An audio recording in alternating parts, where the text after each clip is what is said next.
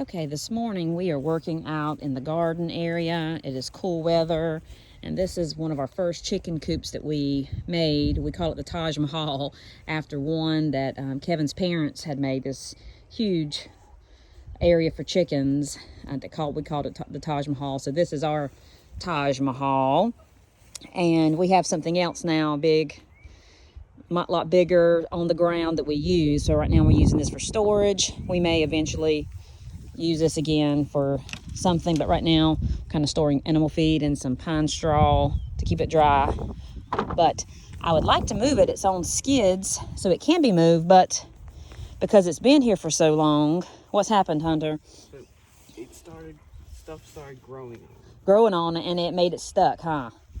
So it's stuck. Like normally I can pull this stuff with the golf cart and can move it, but it's stuck. And you can see these boards here are decayed. Now those there is fine, that's what I was going to pull from, and I've tried, but it is stuck. It has been here so long that the weeds and the grass have just grown.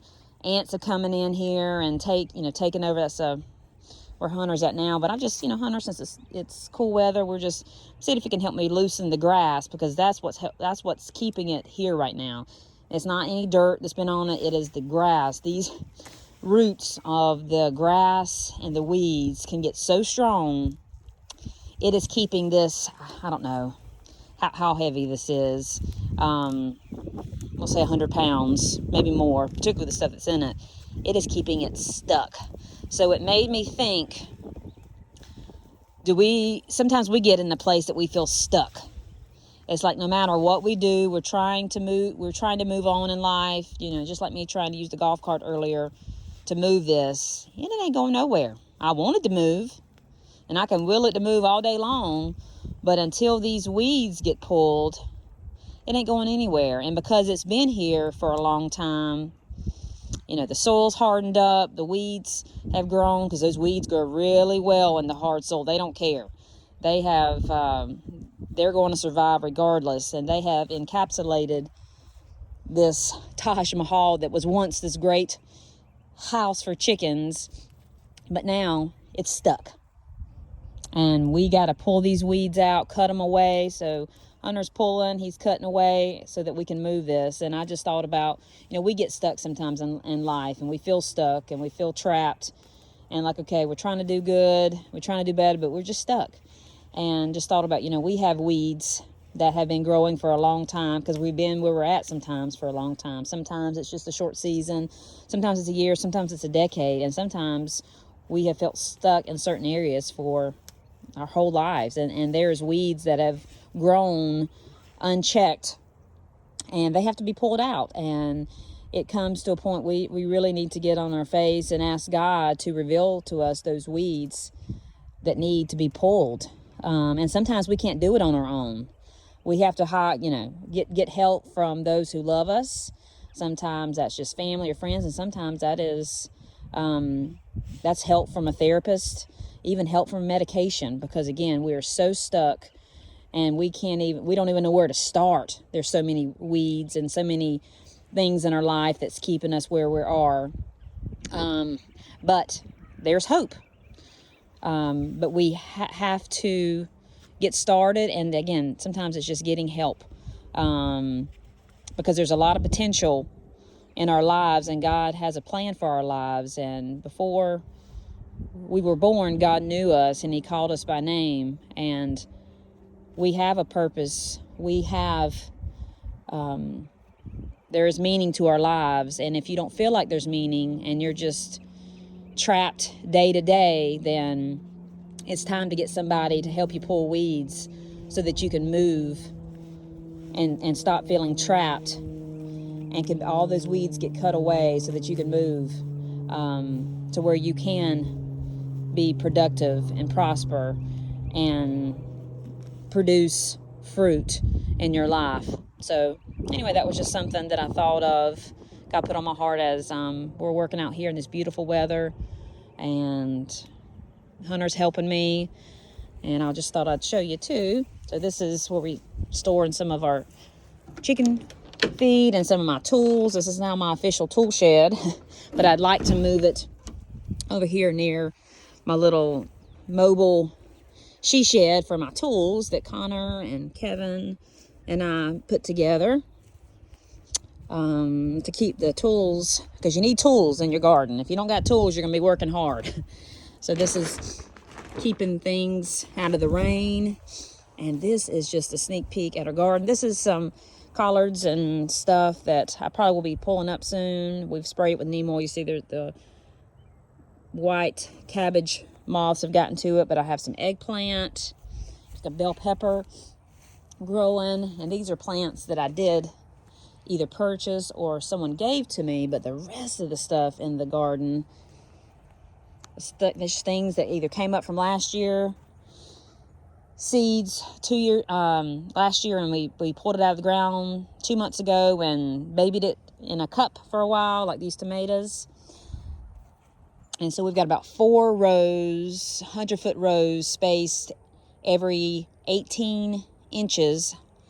Actually, 18 times 2, because I skipped a dripper. And we have lots of tomatoes. So I'm coming through here today and doing the Florida weave that I may do a separate video on. And this is our first zucchini. This is a different kind of zucchini. I mean, it's a lighter, it's like a yellow and a green, so I can't remember. This is just one that came up from last year, a seed that was, dropped by the chickens, because this is the old chicken yard that we've moved it that way. And then this was chicken yard at one time. But yeah, we got some cucumbers. We've got a row cucumbers first, then we've got squash, another row cucumbers, and I'm going to trellis those up. We're going to do Florida weave here for the tomatoes, Florida weave here, Florida weave here. We want to get them off the ground. And then I have some tomatillos that come up in the garden from last year. What'd you find, Hunter? It couldn't move around, though it had no legs. Let's go see. Because it was in fact a moving. Let's go see.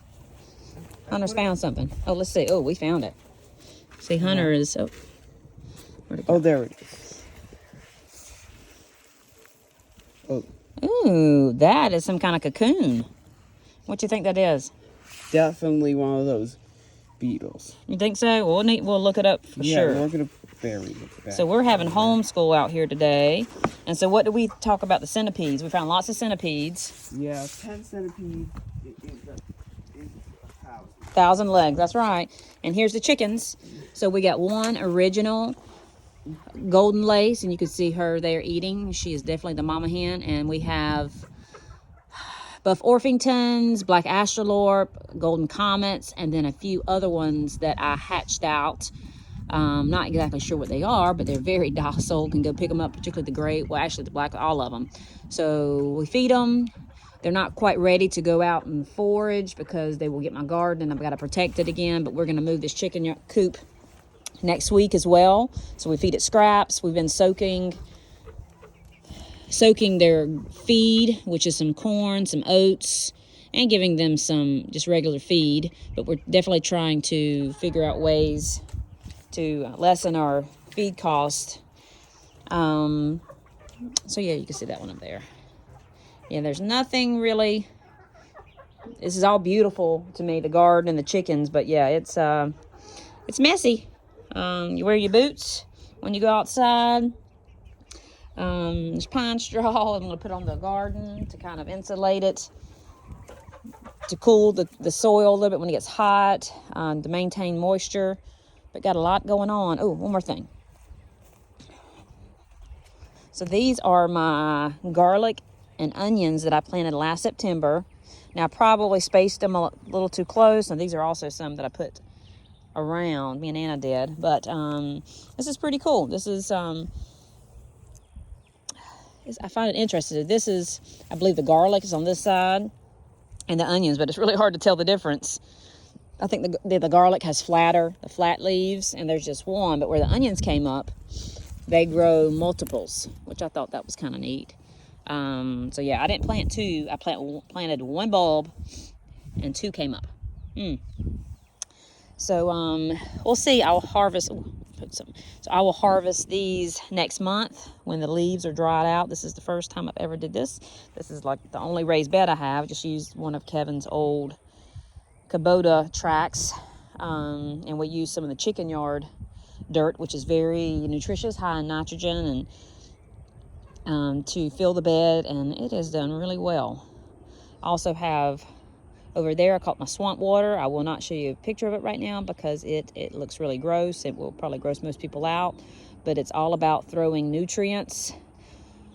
Anything that used to be alive and we no longer have a use for it, put it in there. So that could be chicken scraps, that could be weeds, grass, that could be guts from an animal. They're in there because those are nutrients. They don't just disappear.